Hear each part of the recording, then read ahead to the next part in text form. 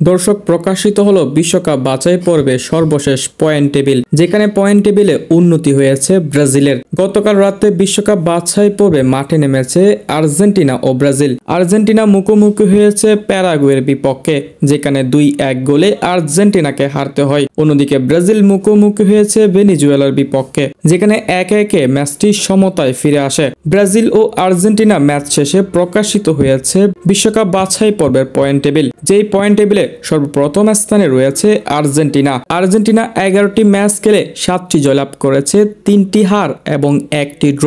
22 point নিয়ে বিশ্বকাপ বাছাই পর্বে লাতিন আমেরিকার প্রথম স্থানে রয়েছে আর্জেন্টিনা। দ্বিতীয় স্থানে রয়েছে কলম্বিয়া। কলম্বিয়া 10টি ম্যাচ খেলে 5টিতে জয়লাভ এবং 4টি ড্র। কলম্বিয়া হেরেছে মাত্র 1টি ম্যাচ। 19 পয়েন্ট নিয়ে পয়েন্ট টেবিলে দ্বিতীয় স্থানে আছে কলম্বিয়া। এরপর ব্রাজিল চমক দিয়েছে তৃতীয় স্থানে এসে। ব্রাজিল এর আগে ছিল চতুর্থ স্থানে। গতকাল ভেনেজুয়েলার বিপক্ষে ড্র করার পর এক ধাপ এগিয়ে, অর্থাৎ চতুর্থ স্থান থেকে এগিয়ে তৃতীয় স্থানে চলে এসেছে ব্রাজিল। ব্রাজিল 11টি ম্যাচ খেলে 5টিতে জয়লাভ করেছে, 4টিতে হেরেছে এবং 2টি ড্র।